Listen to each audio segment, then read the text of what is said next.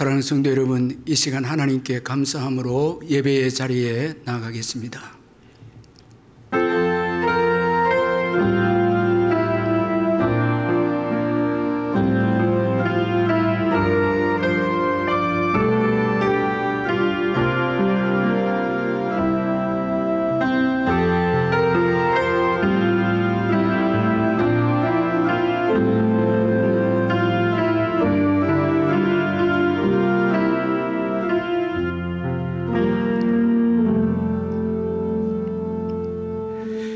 사랑의 하나님 아버지, 주님의 놀라우신 은혜와 은총으로 오늘 복된 주일을 저희들에게 허락해 주시고 기쁨으로 주께 나와서 예배 드릴 수 있도록 우리를 인도해 주신 것을 감사합니다.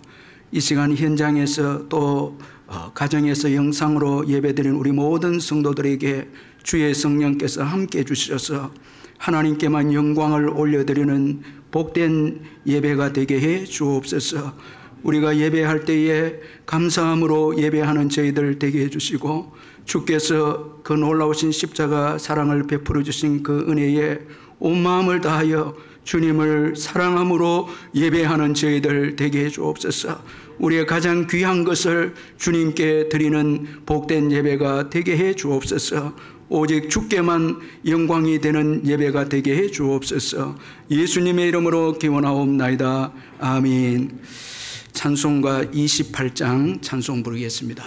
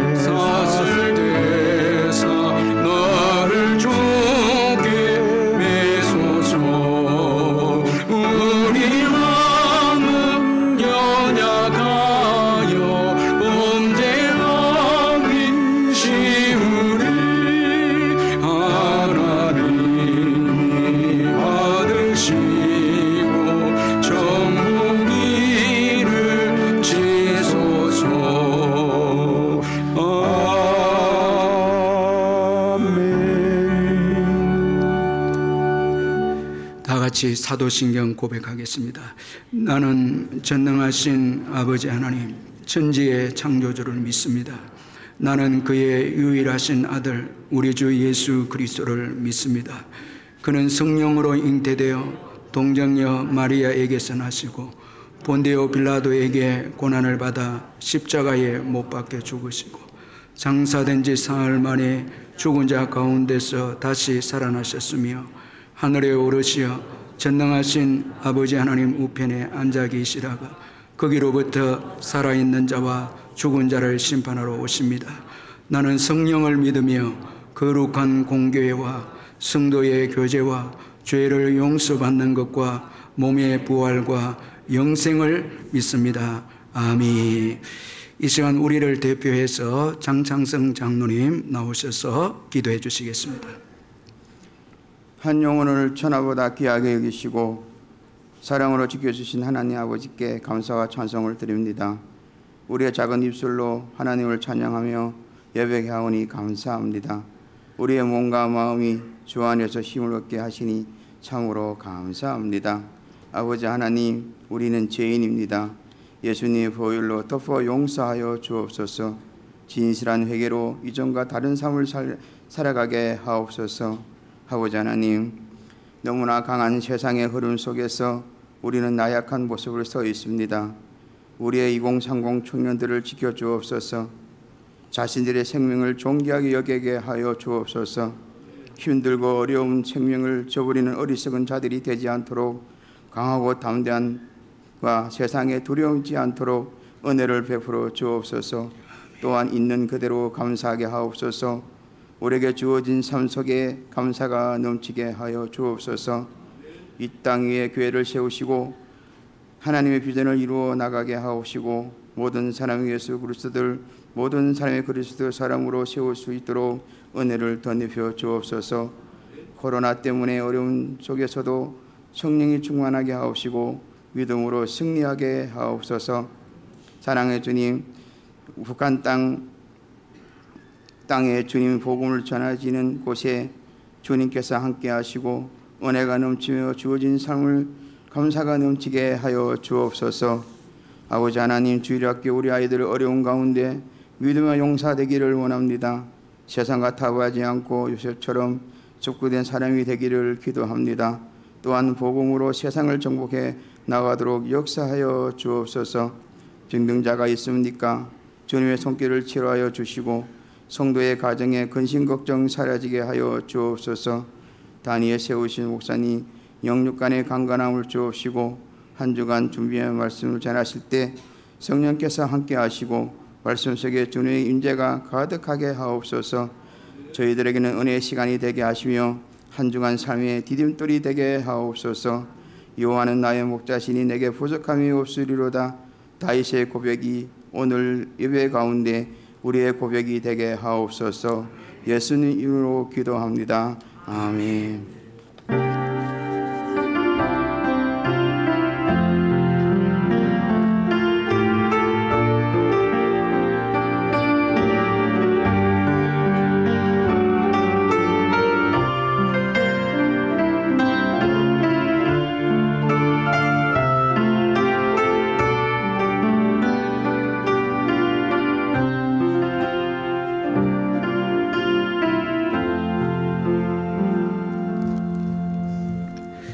하나님의 말씀은 에베소서 1장 1절 말씀입니다.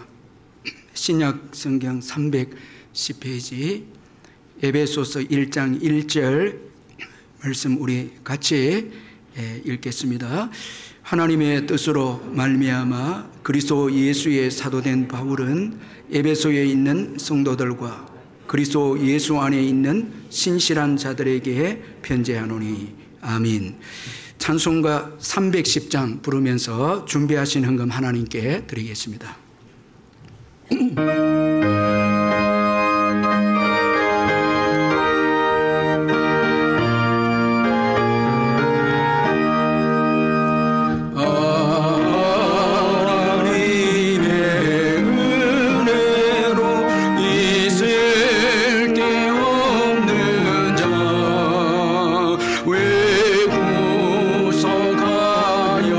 주는지 나눠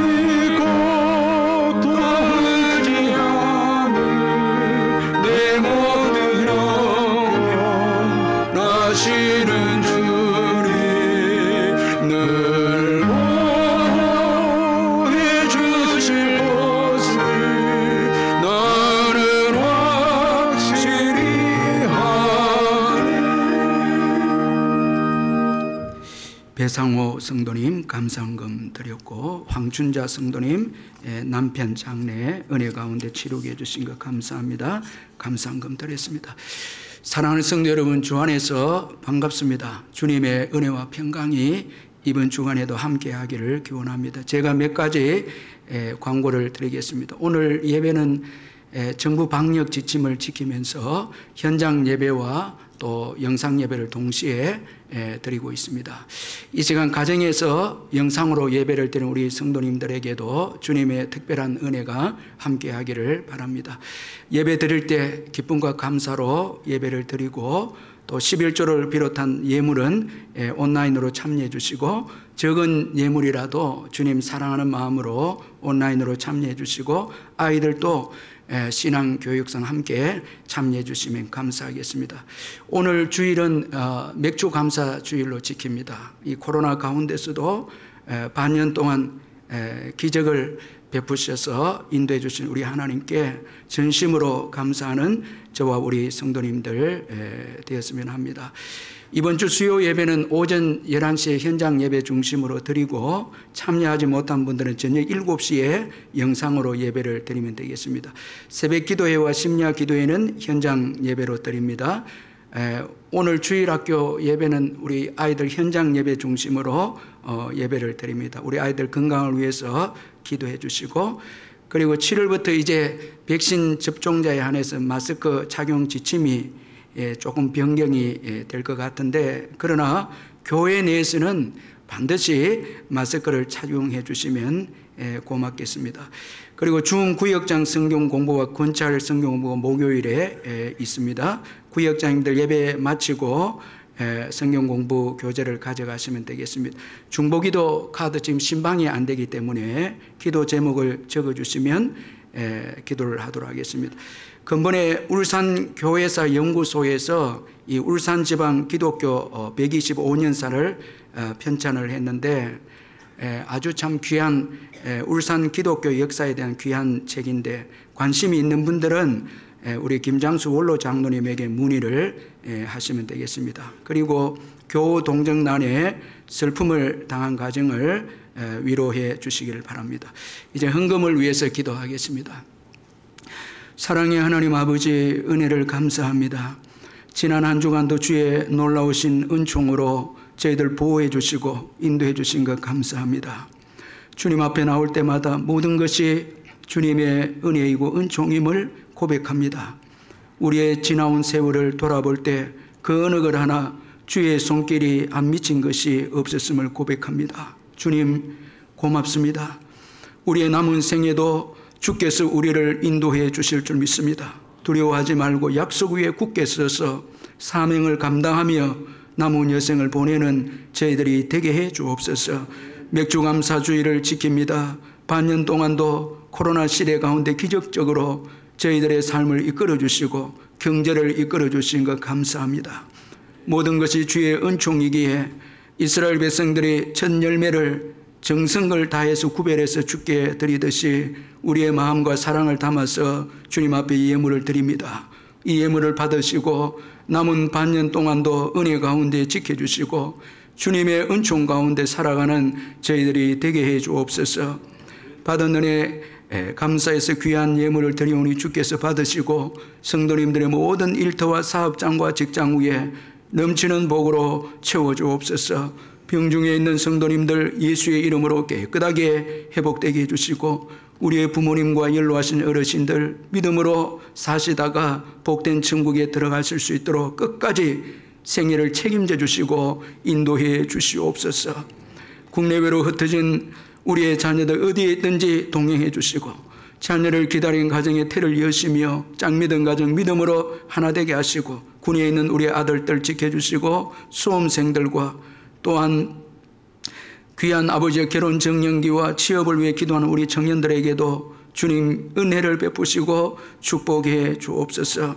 오늘 귀한 새 가족 보내주심을 감사합니다. 김순광 선생님 주님의 은혜 가운데 교회로 오셔사오니 이 예배 가운데 주님을 만나는 은혜가 있게 해주시고 이제 주의 말씀을 들을 때 성령께서 우리의 마음을 열어주셔서 말씀을 듣고 은혜 받고 한 주간 이 말씀 붙잡고 살아가는 귀한 우리 성도님들 다 되게 해 주옵소서.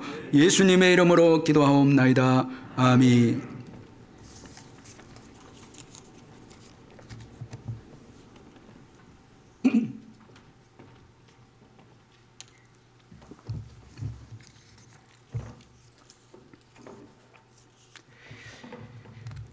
에모리 의과대학의 신경외과 교수인 이 산제이 굽타라는 아주 유명한 교수님이 계십니다.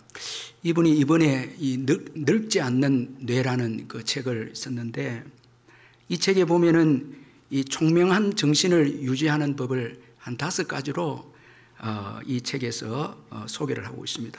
여러분 한번 들어보시길 바랍니다. 첫째는 움직이라는 것입니다. 이 운동하라는 것입니다. 이 늙지 않는 뇌를 소유하기 위해서는 운동해야 될 것을 그 책에서 권면하고 있는데, 운동은 뇌세포를 증가시켜주고 또 복구를 또 시켜주고, 그렇게 해서 뇌의 능력을 향상을 시켜준다고 그렇게 말합니다. 우리가 2분만 움직여도 뇌가 아주 똑똑해진다고 그 책에서 그렇게 말을 하고 있습니다. 그리고 둘째는 너긋해져라는 것입니다. 긴장을 좀 풀라는 것입니다. 우리가 긴장을 풀면은 신체적으로 도움도 되지만은 뇌가 아주 도움이 많이 된다고 그렇게 말을 합니다. 이 만성 스트레스는 새로운 상황에 적응하고 학습하는 능력을 손상시킬 수 있기 때문에 좀 너긋해져라, 여유를 가져라, 그렇게 말을 합니다. 그리고 셋째는 영양을 섭취하라는 것입니다. 우리의 뇌가 늙지 않기 위해서는 좋은 음식을 먹어야 된다, 그렇게 말을 합니다. 넷째는 사람들과 교류하라는 것입니다. 저자는 특별히 얼굴을 맞대고 직접 만나라는 것입니다. 우리가 요즘 이 줌으로도 만나지만은 정말 우리 뇌에 유익을 주려고 하면은 이 얼굴을 직접 맞대고 만나야 된다, 그렇게 말을 합니다. 사람들과의 교류는 스트레스를 줄이고 면역 체계를 강화할 뿐만 아니라 인지 능력 저하의 위험도 줄여줄 수 있기 때문에 이 함께 교제하는 것이 너무너무 중요하다, 그렇게 말합니다. 여러분 오늘도 우리가 가정에서 예배드리고 또 현장에서 예배드리는데 함께 우리가 이렇게 예배드리는 것이 얼마나 귀한지 모릅니다. 이 함께 교제할 때에 면역 체계가 강화가 된다, 그렇게 말을 합니다. 이제 5번째가 중요한데, 5번째 이 산제이 굽타 교수가 말하기를 뇌가 늙지 않기 위해서는 발견하라는 것입니다. 발견하라라는 그런 이제 말을 쓰고 있는데, 여기에서 저자는 이렇게 질문을 던집니다. 삶에 강한 목적의식이 있는가? 질문을 합니다. 삶에 강한 목적의식이 있는가? 질문을 던집니다. 목적의식이 없으면 뇌는 늙는다는 것입니다. 그래서 여러분 삶의 목적 없이 살아가는 분들 보면 빨리 늙게 됩니다. 그러나 목적의식이 분명히 있는 노인들은 뇌에서 걸리는 병들을 다 경감시켜 준다는 것입니다. 이 알츠하이머 병이나 심장마비, 뇌졸중 이런 것들이 이 걸릴 확률이 낮아진다는 것입니다.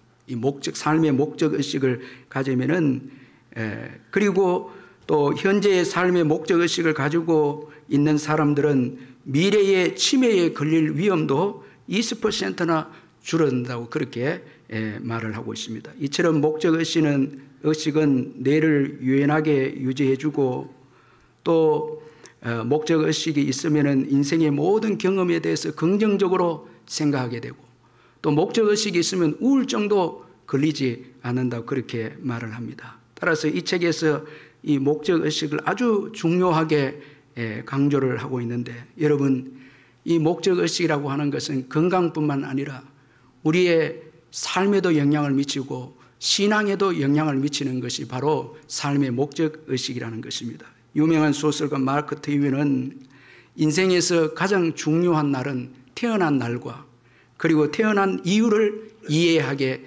되는 날이다, 이런 말을 했습니다. 자, 우리가 생일 때 굉장히 중요한 의미를 부여하고 축하하죠. 그런데 그보다 더 중요한 것은 태어난 이유를 이해하게 되는 날입니다. 삶의 목적을 깨닫는 날, 이해된 날. 이것이 우리 인생에 있어서 가장 중요한 날이다. 그렇게 마크 트웨이는 말했습니다. 여러분 어떻습니까? 자신의 태어난 생일은 아는데 태어난 이유를 또 알고 있습니까? 오늘 본문의 바울은 자신이 태어난 이유를 이해한 자였습니다. 그는 분명한 삶의 목적을 발견하고 그 목적을 따라서 복된 삶을 살았던 자가 사도 바울입니다. 이 오늘 본문이 담겨져 있는 이 에베소서는 바울이 로마 감옥에서 기록한 서신인데 AD 61년에서 63년경에 쓴 이 편지인데, 이 에베소 교회는 여러분들이 잘 알다시피 바울이 가장 헌신했던 교회고, 그리고 하나님의 그 역사를 가장 경험했던 곳이 이 에베소 교회였습니다. 그러나 바울이 이제 이 편지를 쓸 당시에는 지난날 이 에베소 교회가 뜨거웠던 그 사랑이 식어진 그런 때였습니다.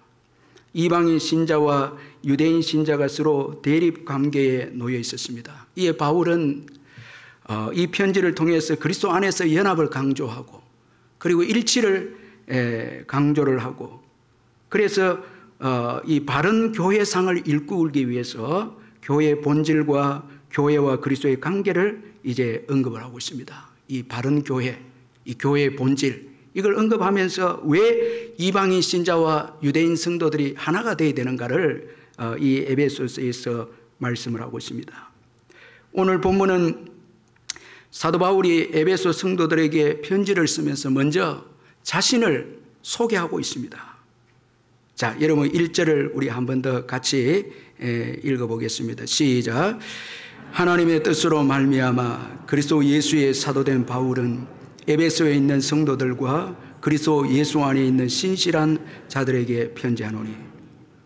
바울은 하나님의 뜻으로 말미암아 그리스도 예수의 사도된 바울이다. 자신을 이렇게 소개하고 있습니다. 여러분, 이 1절의 말씀에서 중요한 것은 우리의 뜻만 있는 것이 아님을 말씀하고 있습니다. 하나님의 뜻도 있다는 것입니다. 이거 아주 중요합니다. 하나님의 뜻이 있습니다. 우리의 소원과 우리의 계획, 우리의 의지만 있는 것이 아니라 오늘 이 성경을 볼 때에 하나님의 뜻도 있음을 성경이 말씀하고 있습니다. 그래서 바울은 하나님의 뜻을 지금 언급하고 있습니다. 예수님도 하나님의 뜻이 있음을 인정을 했습니다. 마가복음 14장 36절에 나의 원대로 마옵시고 아버지의 원대로 하옵소서. 예수님의 기도들 보면 자기의 뜻만 있는 게 아니고 아버지의 뜻도 있음을 인정했고, 그리고 아버지의 뜻을 구하시는 예수님이십니다. 자, 오늘 우리가 기도하러 예배 드리면서 기도할 때 내 뜻만 구하면 안 되죠. 아버지의 뜻도 있다는 거죠. 아버지의 뜻, 아버지의 뜻도, 하나님의 뜻도 있다는 것입니다. 여러분, 만약에 지금 하나님의 뜻을 모른 채 내 뜻대로만 살고 있다면 가장 불행한 인생이라 할 수 있습니다. 자, 우리의 뜻, 여기 이 하나님의 뜻이라는 이 의미는 원어적으로 하나님의 의지, 하나님의 이 작정, 하나님의 굳은 결심, 이런 의미가 여기에 담겨져 있습니다. 자, 만약에 여러분 우리의 뜻만을 위해서 산다면 최고 불행한 인생이죠. 우리의 뜻, 우리의 의지, 우리의 계획, 얼마나 나약하고 보잘것없고, 우리가 계획을 세우죠. 우리가 뜻을 정할 때도 있죠. 그러나 그 뜻이 이루어지겠습니까? 그 계획이 이루어지겠습니까, 여러분? 자, 설령 이루어진다 할지라도 그것이 우리에게 진정으로 복이 되겠습니까?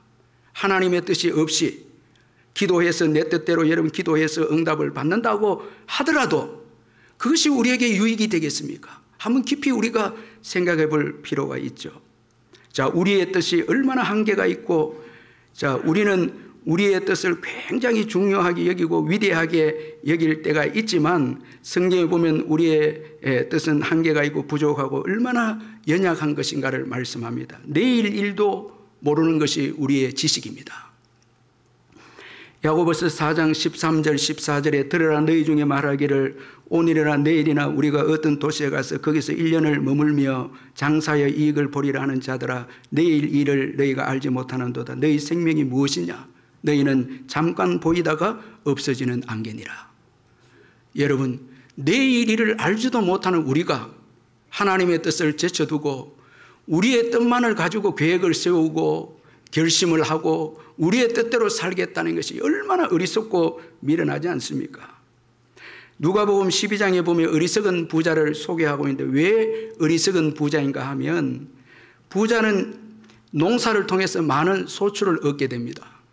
자, 이제 그는 생각합니다. 소출이 많이 오니까 생각하게 됩니다. 여러분, 우리가 재산이 갑자기 많아지고요. 또 우리가 세상적인 권력을 가지게 되면 생각하게 됩니다. 우리의 생각을 가지게 됩니다. 자, 이 어리석은 부자도 생각을 합니다. 이제 어떻게 할 것인가? 그가 생각하기를 곡간을 좀 더 크게 짓고 그리고 이제 그 곡간에 소출을 쌓아두고 그는 생각하기를 여러 해 쓸 물건을 많이 쌓아두었으니 평안히 쉬고 먹고 마시고 즐거워하자. 이렇게 심중에 생각을 합니다. 자, 그런데 그에게 하나님께서 말씀하십니다. 누가복음 12장 20절에 어리석은 자의 오늘 밤에 내 영혼을 도로 찾으리니 그러면 내 준비한 것이 누구의 것이 되겠느냐. 아, 여러분 얼마나 참 이게 결정적인 아주 무서운 말씀이 아닙니까?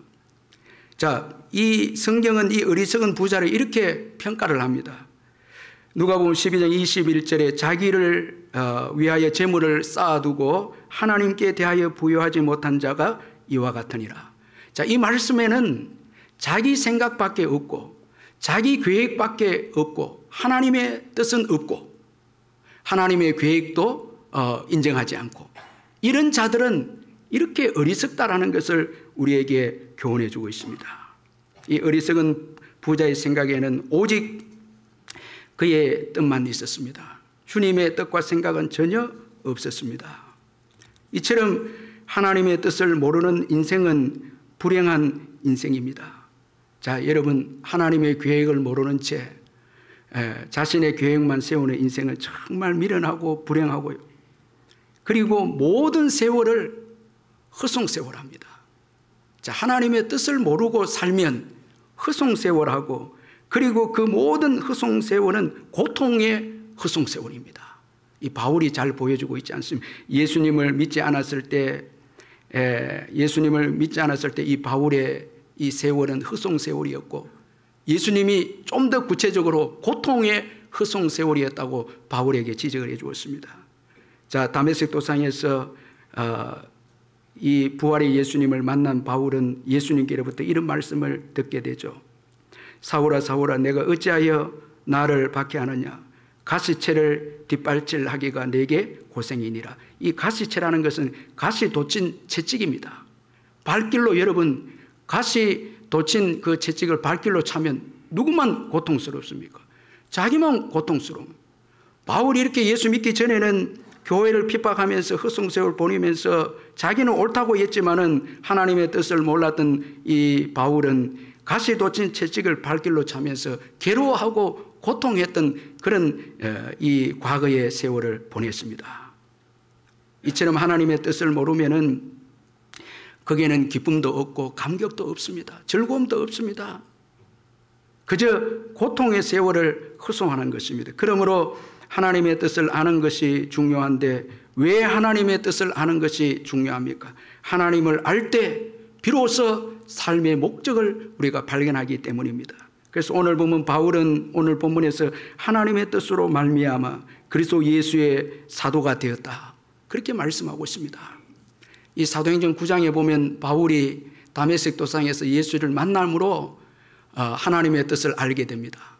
그 하나님의 뜻은 바로 바울이 이방인의 사도가 되는 것이었습니다. 예수님께서 이 놀라운 바울을 향한 계획을 아나니아라는 제자를 통해서 말씀을 해 주셨죠. 사도행전 9장 15절에 주께서 이르시되 가라 이 사람은 내 이름을 이방인과 임금들과 이스라엘 자손에게 전하기 위하여 택한 나의 그릇이다. 예수님을 만남으로 비로소 하나님의 뜻을 알게 되므로 그에 대한 하나님의 계획을 이제 깨닫게 됩니다. 삶의 목적을 발견하게 되어집니다. 여러분, 하나님의 뜻을 모르면 인생의 목적을 모릅니다. 바울은 예수님을 만나서 하나님의 뜻을 알게 되었습니다.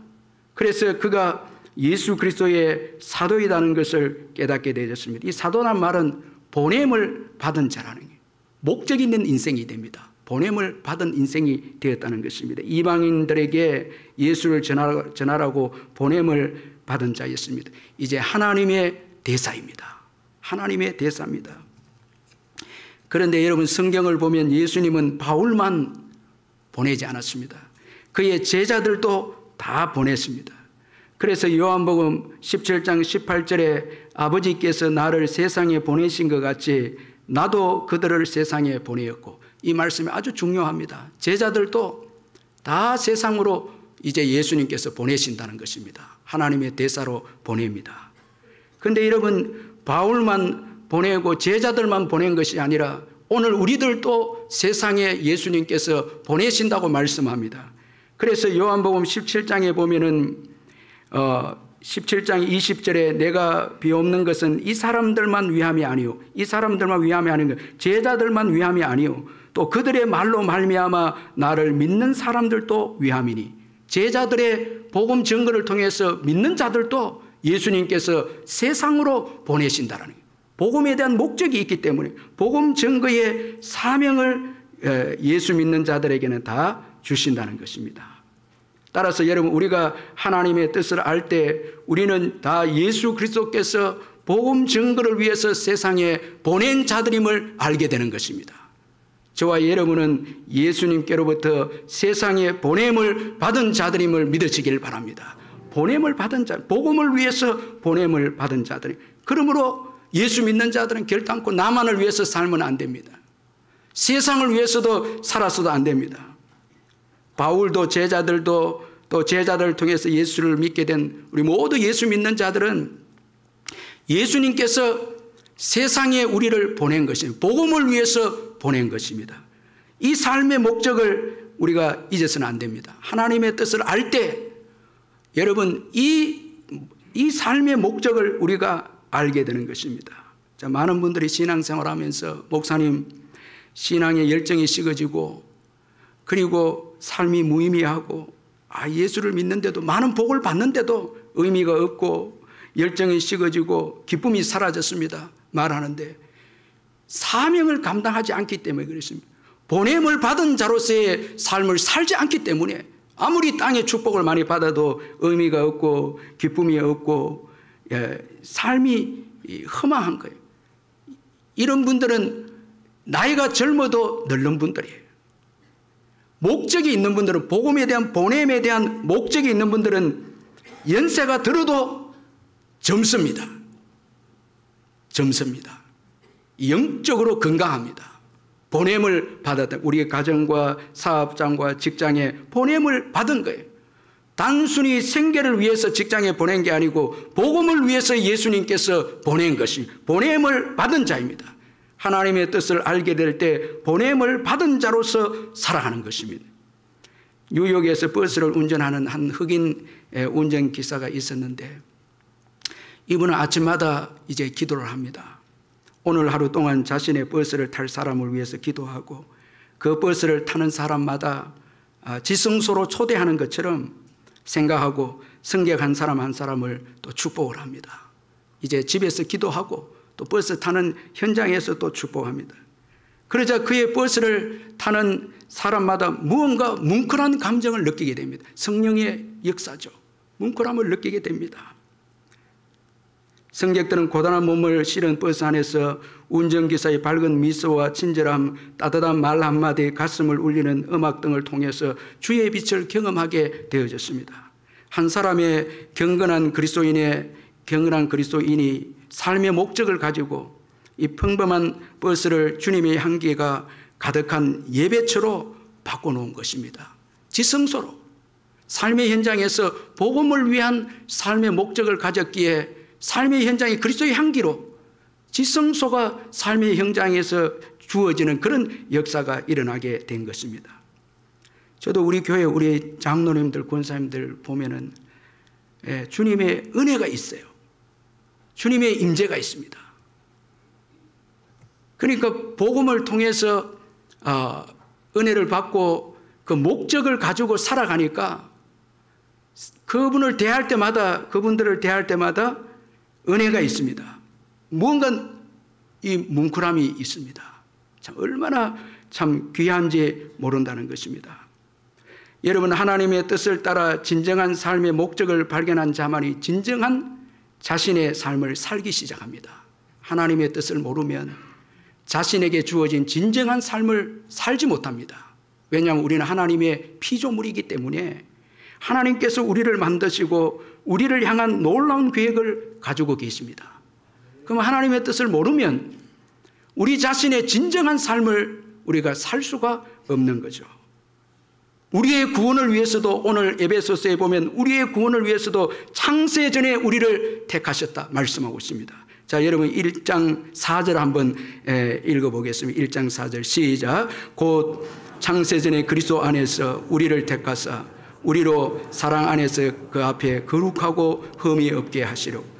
우리의 구원을 위해서도 하나님은 창세전에 우리가 태어나기 전부터 여러분 계획하셨습니다. 선택하셨습니다. 그리고 우리의 삶의 목적을 위해서도 하나님이 이미 여러분 다 하나님께서 우리 한 사람 한 사람에 대한 삶의 목적과 계획을 가지고 계셨죠. 따라서 여러분 하나님의 뜻을 발견하지 않은 한 진정한 우리의 삶을 살 수가 없습니다. 여러분, 내 뜻대로만 사는 믿지 않는 분들과 또 예수 믿어도 내만을 위해서 사는 분들은 정말 온전한 하나님이 원하는 삶을 살지 못하다가 우리가 죽음을 맞이하는 것입니다. 그러므로 하나님의 뜻을 아는 것이 얼마나 중요한지 모릅니다.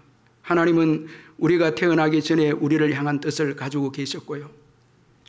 그리고 따라서 우리의 시작은 그분에게 있습니다. 그분이 우리의 시작입니다. 아멘. 왜 여러분 우리가 오늘 맥주 감사주의를 지킵니까?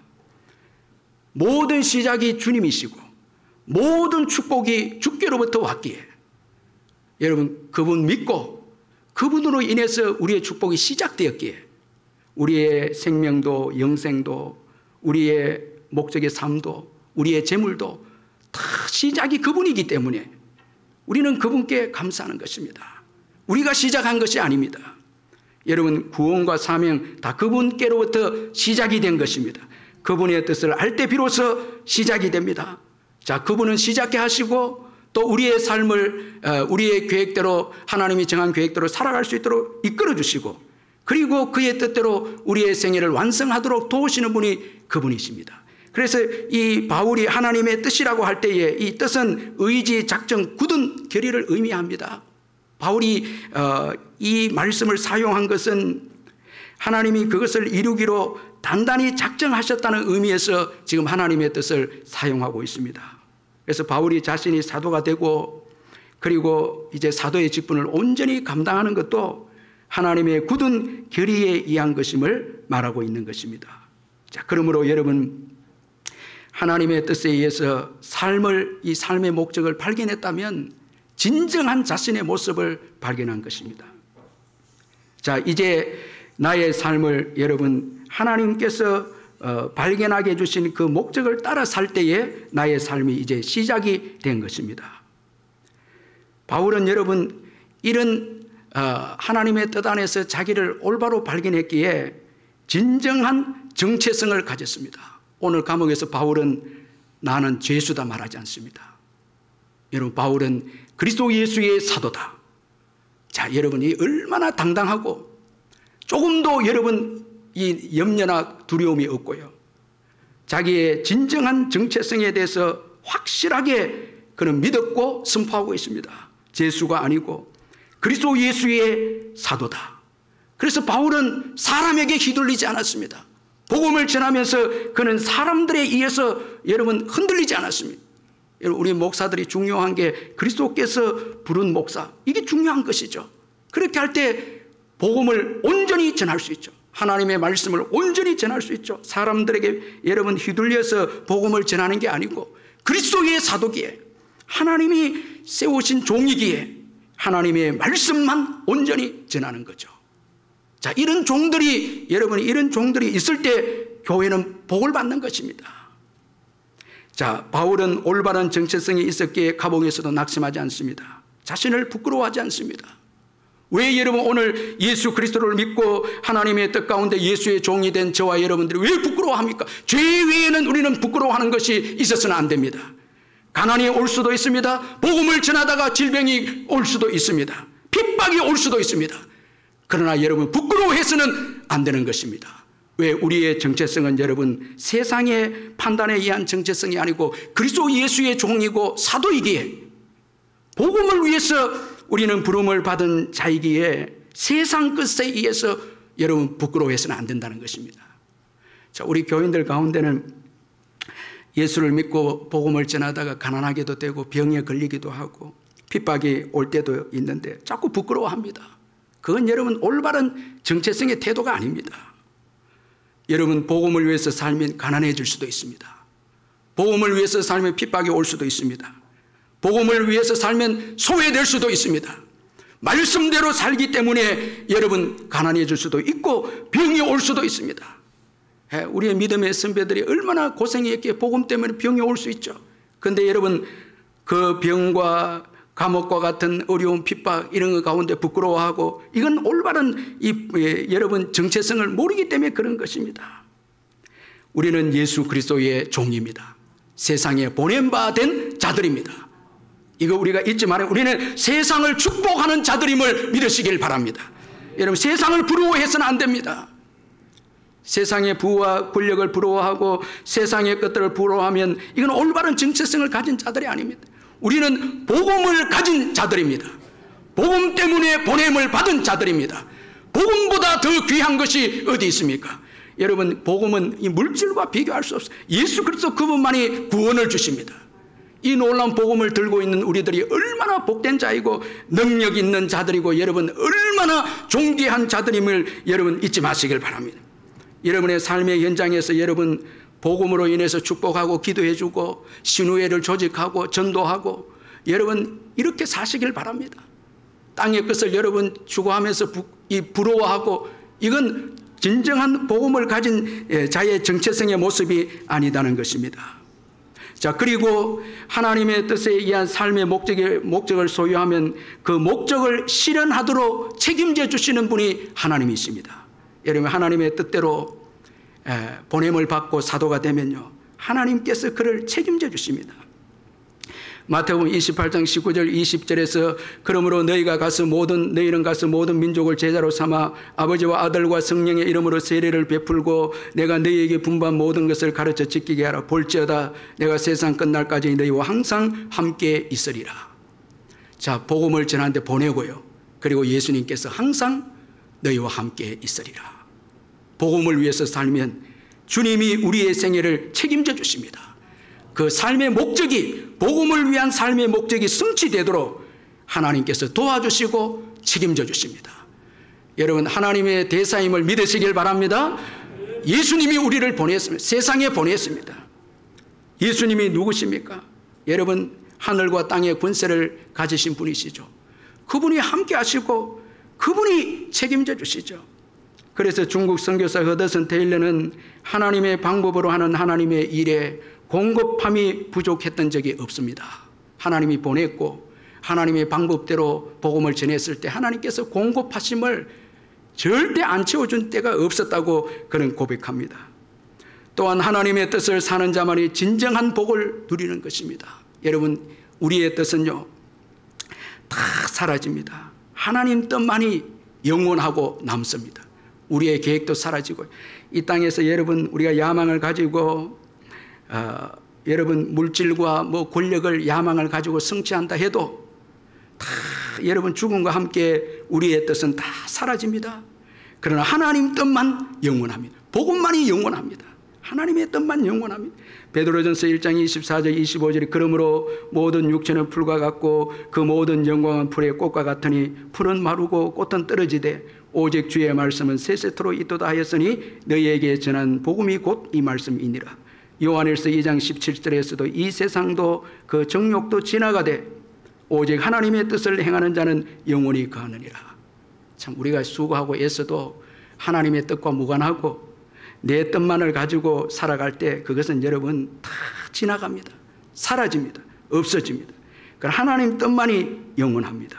그러므로 하나님의 뜻을 알고 삶의 목적을 가지는 것이 너무너무 중요합니다. 그럼 여러분 어떻게 우리가 하나님의 뜻을 알 수가 있습니까? 먼저는 예수님을 인격적으로 믿고 만나야 합니다. 우리의 죄를 회개하고 예수님을 믿어야 합니다. 오늘 이 시간에 예수님을 인격적으로 만나지 못한 분들이 있다면 예수님을 인격적으로 여러분 믿으시길 바랍니다. 마음에 모셔드리시길 바랍니다. 죄를 회개하고 구주 되신 예수님을 믿으시길 바랍니다. 예수님을 믿지 않은 한 우리는 하나님의 뜻을 진정으로 알 수가 없습니다. 하나님은 그의 뜻을 예수님을 통해서 드러내어 주시는 것입니다. 바울도 부활의 예수님을 만났을 때 비로소 그에 향한 하나님의 뜻을 알게 되었고 그리스도 예수의 사도가 되어졌습니다. 여러분 교회를 이렇게 다니면서 심각하게 예수님에 대해서 고민하지 않고 예수님을 정말 인격적으로 믿고 만나고 결단하는 것이 중요한 것입니다.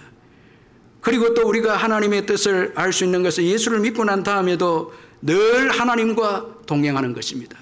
여러분 이 동행한다는 것은 하나님의 뜻을 안다는 것을 의미합니다. 아모스 3장 3절에 두 사람이 뜻이 같지 않는데 어찌 동행하겠으며 그렇게 말씀합니다. 자, 우리가 예수 믿고 하나님 뜻을 알았는데 그 다음부터 내 마음대로 살면 하나님의 뜻을 또 잊어버립니다. 그래서 예수 믿고 난 다음에도 계속 하나님과 동행하면서 말씀과 기도로 동행하면서 주께서 내게 주신 그 뜻을 계속해서 기억하는 것입니다. 바울은 그 다메섹 도상에서 만난 부활의 예수님 통해서 하나님의 뜻을 알았을 때 계속해서 그 하나님의 뜻을 새겼습니다. 잊지 아니했습니다. 오늘 본문에서도 에베소서에서 하나님의 뜻으로 말미암아 그리스도 예수의 사도가 되었다고 고백하고 있지 않습니까?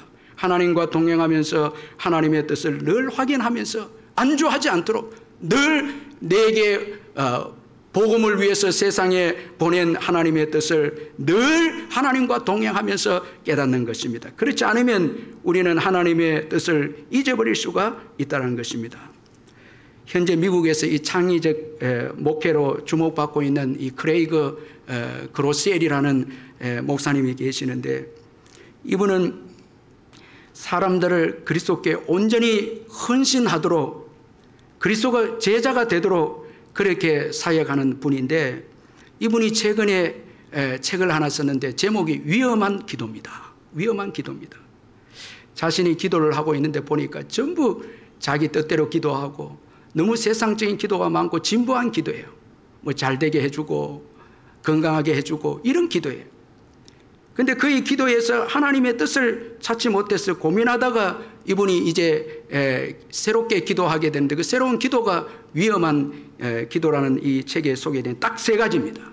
세 가지 도전적인 이제 기도를 드립니다. 첫째는 나를 살피소서. 내 마음속에 죄악이 있나 없나 하나님의 뜻대로서 나를 살피소서. 두 번째 기도가 나를 깨뜨리소서. 자, 이 기도를 가지고 성도들에게 우리 같이 기도합시다 하니까 성도들이 아무도 기도 안 하려고 하네. 나를 깨뜨리소서.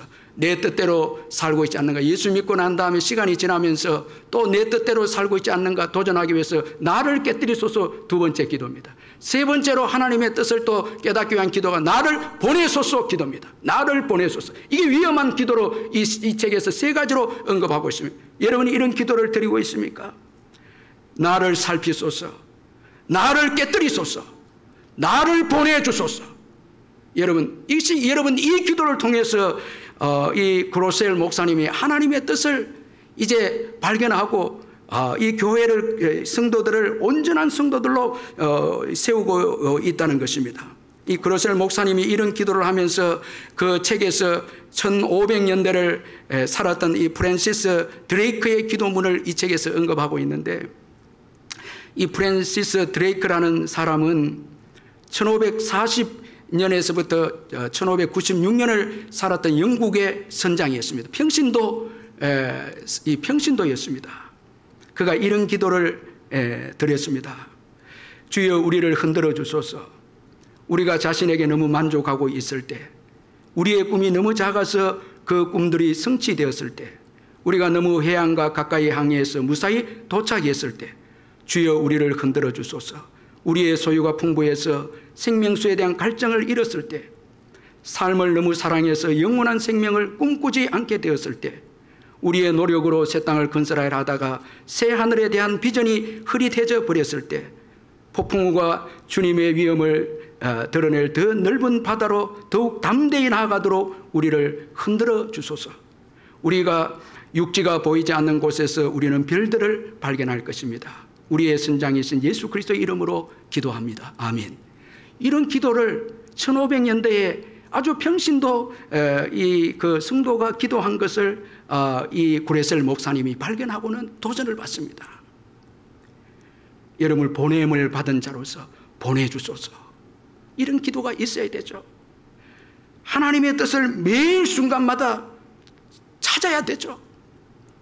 우리의 삶의 목적이 여러분 잊어버리지 않도록 매일 예수 그리스도와 동행하면서 안주하기 쉬운 우리들이 그리스도의 뜻을 다시 묵상하면서 우리가 우리에게 주어진 삶의 목적을 또 확인해야 되죠. 그렇게 할 때 여러분 우리의 생에 다하는 그날까지 복음을 위해서 살 수 있는 능력 있는 종들이 되는 것입니다. 여러분 내 뜻만 있는 게 아닙니다. 저는 깜짝 놀랐습니다. 이 말씀을 강의를 준비하면서 너의 뜻만 있는 것이 아니라고 말씀해 주었습니다.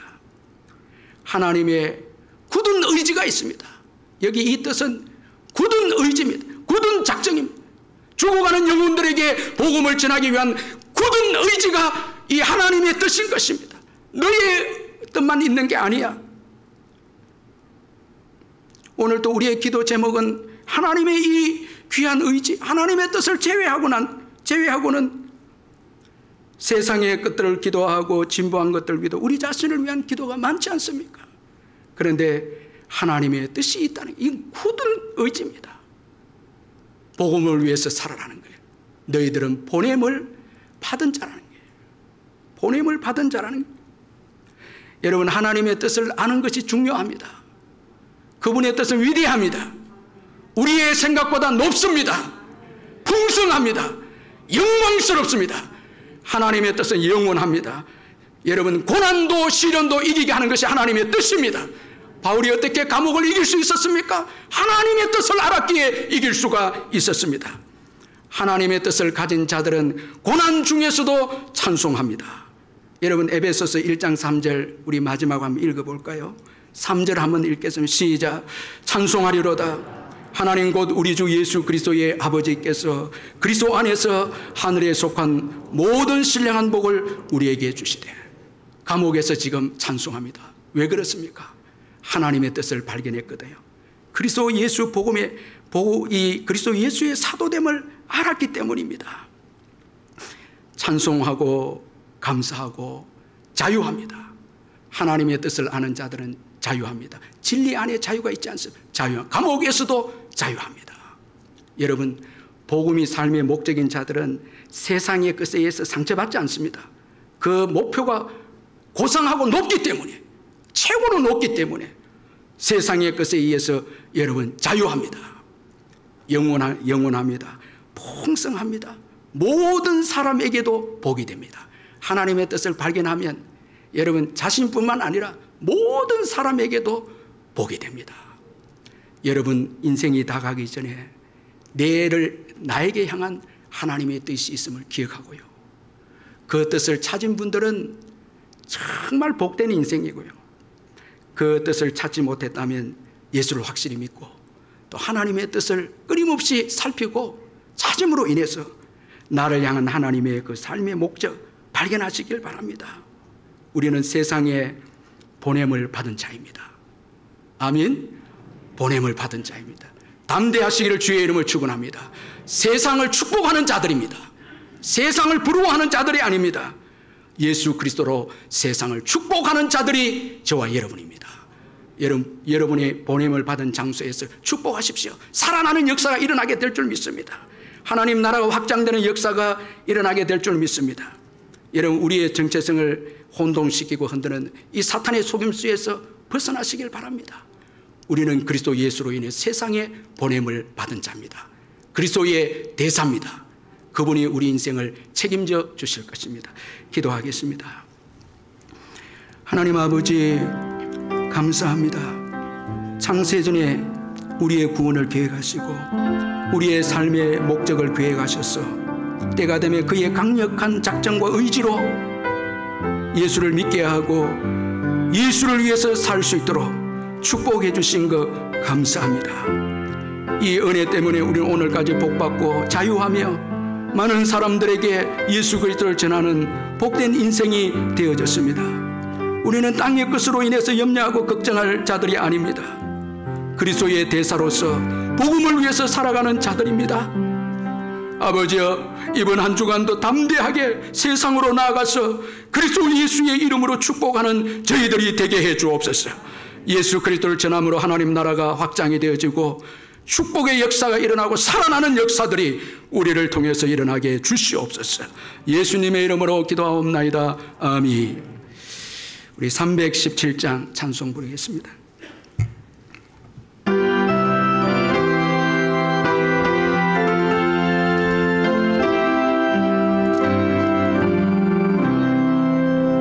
내 주 예수 주신 은혜 알아가라. 내 주 앞에 이 저강도 다 드리니 주 예수여 내 정성을 받으소서. 주를 위해 보배로운 피 흘리사 그 귀하신 생명까지 다 주시니 내 전한 몸 이 생명을 외아끼랴. 주 예수께 빚진 것이 알아가라. 나 주를 드린 것을 잠적으니 주 예수여 너그럽게 보소서. 날 위하여 십자가에 피 흘리신 주 예수의 은혜로서 인지시고 내 모든 것 주의 소유 삼으소서. 주를 위해 그 귀하신 몸 버리사 이내 몸을 피값으로 사셨으니 내 생명도 주 예수께 바칩니다. 주날 위해 그 귀하신 주날 위해 그 귀하신 몸 버리사 이내 몸을 피값으로 사셨으니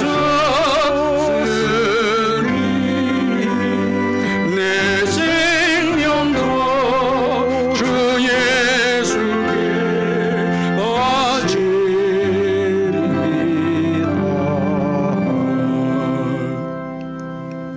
우리 주 예수 그리스도의 변함없는 은혜와 하나님 아버지의 영원하신 사랑과 성령의 교통하심과 위로하심과 충만하심이 이 예배에 참석한 성도님들 심령 위에 영원토록 함께 있을지어다. 아멘.